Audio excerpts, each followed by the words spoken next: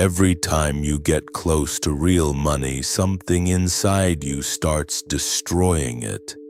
And the more you fight it, the harder it works. You might think this is bad luck, or weak willpower, or discipline you haven't built yet. It's none of those things.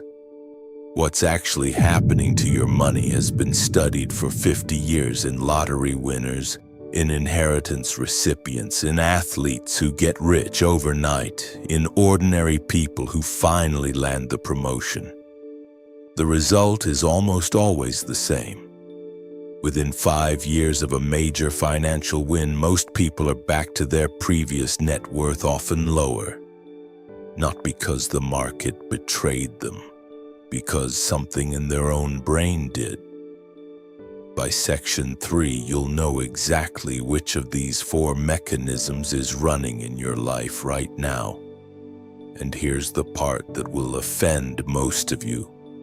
3 of them are working with your conscious mind, not against it. Let's start with the one that hides best because it disguises itself as your own preferences.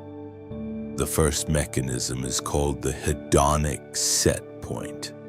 In 1978, psychologists Philip Brickman and Daniel Campbell published a study that should be required reading for anyone who's ever wanted to be rich. They compared 2 groups, recent major lottery winners and people who had just become paraplegic.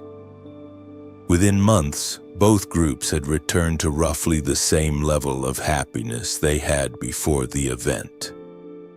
The lottery winners weren't significantly happier than the paralyzed group. The money, hundreds of thousands of dollars, had not moved their baseline. This is hedonic adaptation. Your brain has an internal thermostat for what feels normal. When external reality pushes you above that level, the system doesn't celebrate, it works quietly to bring you back down. So when you suddenly earn more, win more, or inherit more, the part of you that spent decades adapted to a different reality begins to pull you back. Not through bad luck, through unconscious choices. Spending you don't track, decisions you don't examine, relationships you don't end. The thermostat doesn't argue with you, it just adjusts you. And by the time you notice, the gain is already gone. And this is the part no one talks about because it doesn't go away when the money arrives. The second mechanism is the scarcity tax. Harvard economist Mullainathan and Princeton psychologist Daniel Shafir spent years studying what happens to the human brain under conditions of scarcity. In their 2013 research, they documented something unsettling. Poverty doesn't just cost you money, it rewires your cognition. Their experiments showed that people operating under financial scarcity lose the equivalent of up to 13 IQ points in effective cognitive bandwidth. They tunnel onto immediate problems. They make catastrophic long-term decisions to solve short-term anxieties. Here's the brutal part. Those fingerprints don't disappear when your bank account changes. You can be objectively wealthy and still be operating with a scarcity-tuned nervous system. Ask yourself this: when was the last time you spent money like you actually had it without the small voice asking, "What if something happens?" That voice isn't wisdom, it's a tax. It looks like this: you make more, but you still feel one emergency away from collapse. You hoard, then you binge. You decline opportunities because the version of you that survived without them doesn't trust them. The scarcity isn't in your wallet anymore, it's in your wiring. And until that gets touched, every gain you make will be re-spent by a brain that doesn't believe the gain is real. Now here's the one I promised you in the open, the mechanism that makes people walk away from their own success. The third one is identity dissonance. In 1957, psychologist Daniel Festinger introduced one of the most cited ideas in modern psychology: cognitive dissonance. When your reality contradicts your self-image, your mind doesn't sit comfortably in the contradiction. It works to eliminate it, and it will almost always eliminate the reality before it eliminates the self-image. Here's the part that will offend you. You don't have a money problem, you have an identity that is protecting itself from money. Those are not the same thing, and the second one is far harder to fix. If your inner identity is I'm someone who struggles, I'm someone who never gets the win, I'm someone who has to fight for everything, and your bank account suddenly says otherwise, your brain experiences the gap as wrong. Not lucky, wrong. A landmark 2001 study by economists Guido Imbens, Donald Rubin, and Bruce Sacerdote tracked Massachusetts lottery winners over years. The result was sobering. The winners didn't become wealthier versions of themselves. Many spent at rates that depleted their winnings despite no rational financial reason to do so. The money was real. The internal identity hadn't caught up, and the identity always wins.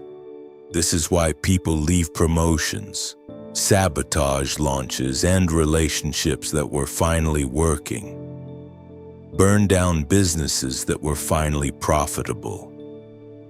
Not because the opportunity was wrong, but because the version of them that was used to losing felt safer than the version that was about to win. You don't lose what you want. You lose what doesn't match who you still believe you are. And here's the one that destroys more wealth than the other three combined. Because you'll thank it while it does it. The fourth mechanism is what behavioral economists call mental accounting drift. Building on Daniel Kahneman and Amos Tversky's work on how the brain categorizes money, researcher Richard Thaler, who won the Nobel Prize in 2017, showed that humans don't treat all dollars equally. We slot them into mental categories: necessary, fun, future, wasted. Watch what happens to someone who gets a major raise. Within 12 months, their savings rate is statistically identical to what it was before the raise.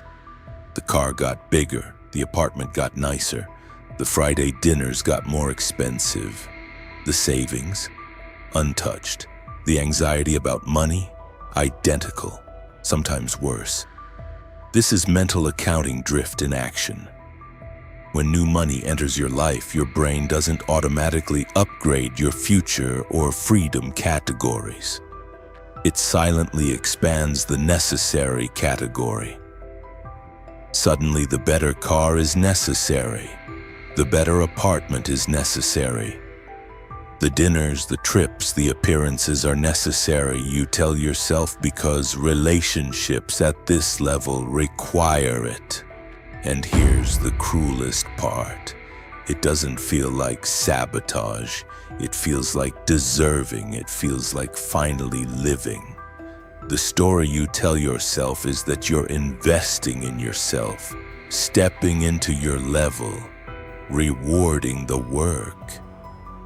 The brain that constructed this story is the same brain that constructed the scarcity. It just changed costumes. You haven't escaped. You've just upgraded the cage. Here's the part that changes everything once you see it. What you've been calling self-sabotage isn't self-destruction. It's self-protection. Every one of these four mechanisms, the set point, the scarcity tax, the identity mismatch, the accounting drift, exists for one reason. Your nervous system is loyal to the version of you that survived. The version that built coping strategies in less. The version that earned its identity by enduring, not by winning. When you start to win, that version doesn't congratulate you, it doesn't trust you, it quietly, methodically dismantles the new reality to bring you back to the one it knows how to survive. The wealth ceiling isn't a flaw, it's a guard, standing in front of a door, protecting someone you used to be from a life you haven't earned the right internally to live yet. And until you walk past that guard, not by fighting it, but by becoming the person it no longer needs to protect, every breakthrough you ever have will be followed by a quiet, invisible breakdown. The switch isn't in your finances, it's in the mirror. If this rewired the way you see your own financial patterns, the next video you need to watch is on the scarcity mindset, how your brain manufactures the feeling of not enough, even when the numbers say otherwise. It's in the playlist below.